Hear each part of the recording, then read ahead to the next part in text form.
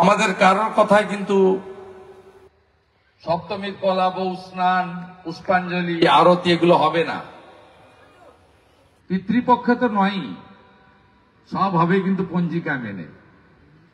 এই মঞ্চে গান হবে, বাজনা হবে, আবৃত্তি হবে, নাটক হবে, কালচারাল প্রোগ্রাম হবে, কোনো আপত্তি নেই। ওখানে ভিতরে যা হবে সবটা কিন্তু হিন্দু সনাতন সংস্কৃতি মেনে, এখানে কোনো সমঝোতা কেউ করবেন না। আমাদের সনাতন হিন্দু ধর্মের সবচেয়ে বড় পুজো দুর্গাপুজো শুরু হয়ে গেছে। আজ মহাষষ্ঠী শেষ লগ্নে আমরা পৌঁছে গেছি। মহাসপ্তমী কলা, বউ স্নান, অষ্টমীর পুষ্পাঞ্জলি বেলা 12:30 পর্যন্ত, নবমীর আরতি, তারপরে নিরঞ্জন, সিঁদুর খেলা। 2025-এর দুর্গাপূজা সকলের মঙ্গল নিয়ে আসুক, এটাই সর্বশক্তিমান দেবী মায়ের কাছে আমাদের সকলের একযোগে প্রার্থনা। আমরা পরিবারবৃন্দের আয়োজনে যে দুর্গাপূজা অনুষ্ঠান, তাতে আমার নাই করে 12-14 বছর তো হয়ে গেল এখানে আসা, এবং একটা আত্মিক পারিবারিক পরিবেশ আছে এখানে। আমার প্রচুর কর্মসূচি ছিল। আমি জয়াবনকে বলেছিলাম যে এবারে তমলুকে বহু গুণী মানুষ রয়েছেন সমাজের নানা স্তরে, সে রামকৃষ্ণ মঠ ও মিশন হতে পারে, অধ্যাপক ডাক্তার হতে পারে। এই শহর শিক্ষা, সংস্কৃতি এবং নানা ধরনের গুণান্বিত ব্যক্তিতে ভরপুর। এই শহরেই মাতঙ্গিনী হাজরা আত্মবলিদান করেছিলেন আগামীকাল 29 সেপ্টেম্বর 1942 সালে। এই শহরেই ক্ষুদিরাম বসু হ্যামিল্টনে পড়াশোনা করেছেন। এই শহর থেকেই নির্বাচিত অজয় মুখার্জি রাজ্যের মুখ্যমন্ত্রী হয়েছেন। এই শহর থেকেই রজনী বাবুর মতো লোকেরা তারা একাধিক কাজ করেছেন এখানে। এই শহর থেকেই অধ্যাপক বিবি দাস থেকে পরেশ মাইতিরা পদ্মশ্রী পুরস্কার নিয়ে এসেছেন। তাই তমলুকে আমাদের থেকেও, আমার থেকেও অনেক বেশি গুণান্বিত ব্যক্তির এখানে সমারোহ রয়েছে। তাই বলেছিলাম, যাই হোক, আনন্দ এবং জয়া তারা বিশেষভাবে বলল যে না, আমরা তো আপনাকে চাই, আসতে হবে। রাত্রি 9টা বাজে আমি এসেছি। মূল কাজ আমাদের হয়ে গেছে। ফিতা কাটার কথা আমার ছিল, আমি করিনি। আমি প্রদীপ জ্বালিয়েছি, আমি শিবাজিদাকে দিয়ে দিয়েছি, শিবাজি অধিকারীকে। মা বর্গভীমার এই যে অপরূপ সৃষ্টি, এতে মহান জায়গা, গোটা ভারতবর্ষের মধ্যে অন্যতম আস্থার জায়গা। কত যত্ন করে নিষ্ঠার সঙ্গে ধরে রেখেছেন, এবং সেখানে কোনো ভিভিআইপি নেই, সবাই ভক্ত। দেখেছেন আপনারা, তারা নিষ্ঠার সঙ্গে ওই ছোট্ট পরিসরে কিভাবে করে। তাই শিবাজিদা আজকে ফিতা কেটেছে, আমি প্রদীপ জ্বালিয়েছি। শিবাজিদাকে ধন্যবাদ। শিবাজিদার মাধ্যমে মা বর্গভীমাকে আমার প্রণাম। আমাদের মধ্যে মলয়দা আছেন, এই শহরের গুণী মানুষ, জেলা আদালত এবং সাব ডিভিশন আদালতের কৃতি আইনজীবী, দীর্ঘদিনের রাষ্ট্রবাদী প্রচারক এবং নেশন ফার্স্ট মন্ত্রে বিশ্বাস করে ডক্টর শ্যামাপ্রসাদ মুখার্জির আদর্শে কাজ করছেন। উনাদের দেখেই অনুপ্রাণিত হয়ে আমরা অনেকেই উনার পথের পথিক হয়েছি। মলয়দাকে শ্রদ্ধা। আমাদের অত্যন্ত senior MLA, senior x MLA, senior আইনজীবী এবং দেশপ্রেম জাতীয়তাবাদের আদর্শে কাজ করছেন অশোক দিন্দা মহোদয় রয়েছেন।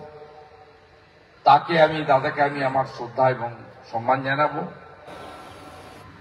আমাদের মধ্যে আরেকজন আমাদের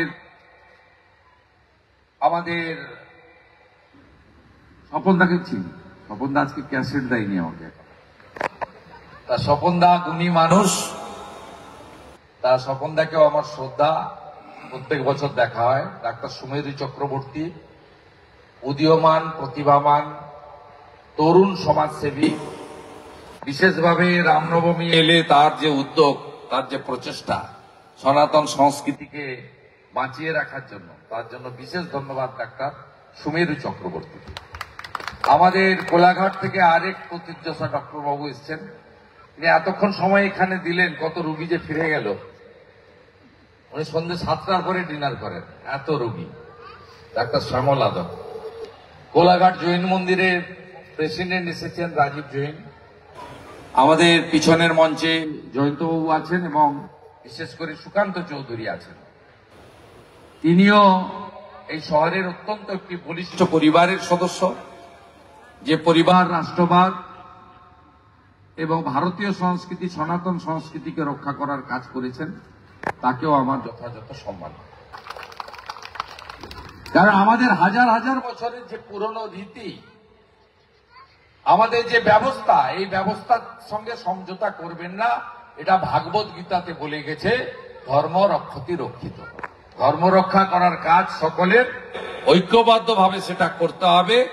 এবং আমাদের ভিন্ন ভিন্ন মত থাকতে পারে, পথ থাকতে পারে, সনাতন ধর্মকে রক্ষা করার জন্য আমরা যাতে সবাই ঐক্যবদ্ধভাবে কাজ করি, এটাই মা বর্গভূমিবার পুণ্য মাটিতে, যে মাটিতে শ্রী চৈতন্যদেব প্রভু তিনবার এসেছেন মহাপ্রভুর মন্দিরে, এই মাটিতে আমাদের সকলের একমাত্র শপথ আজকে হওয়া উচিত। এখানকার মহিলারা, আমার বোনেরা, দিদিরা প্রচন্ড অ্যাক্টিভ। প্রত্যেকবারে দেখা হয়, তাদের আমন্ত্রণ, আন্তরিকতা, স্বাগত, উষ্ণতা, আমন্ত্রণের উষ্ণতা, আন্তরিকতার উষ্ণতা সব মিলিয়ে তাদের সত্যিকারে আমরা মুগ্ধ হয়ে যাই। কিন্তু আমাদের এবারে অষ্টমীর পুষ্পাঞ্জলিতে আমিও প্রার্থনা করব, আপনারাও করুন। আমাদের রাজ্যে কিন্তু মা, বোন, দিদি, কন্যারা ভালো নেই। আরজি করের অভয়া থেকে পাঁশকুড়া হসপিটাল, যেভাবে চোখের সামনে আমাদের দিদি, বোন এবং মেয়েদের অত্যাচারিত হতে হচ্ছে, যেভাবে এক শ্রেণীর সমাজ বিরোধীরা পশুসুলভ আচরণ করছে, কিন্তু ওদের পশুর সঙ্গে তুলনা করলেও পশুকে লজ্জা দেওয়া হয় বলে আমি মনে করি। তাই এবারের পুষ্পাঞ্জলিতে প্রার্থনা হোক, আমাদের নারী শক্তি, কন্যারা যেন সুরক্ষিত থাকে। মায়ের এই ত্রিশূলটা যেন এই ধর্ষকদের বুকের উপরে ভালো করে মা গেঁথে দেন, যাতে একটাও অভয়ার মতো বোনকে আমরা না হারাতে পারি। এই প্রার্থনা এবারের অষ্টমীতে আমরা করব, এইটুকু আমি আশা করে আপনাদের সকলকে ধন্যবাদ জানাবো। আমরা কেউ ভারত পিতা বলি না, ভারত মাতা বলি। স্বামী বিবেকানন্দ বেলুড় মঠে অষ্টমীর দিন কুমারী পূজা চালু করেছিলেন। আমরা কন্যাদের মধ্যে দেবী দুর্গাকে খুঁজে পাই।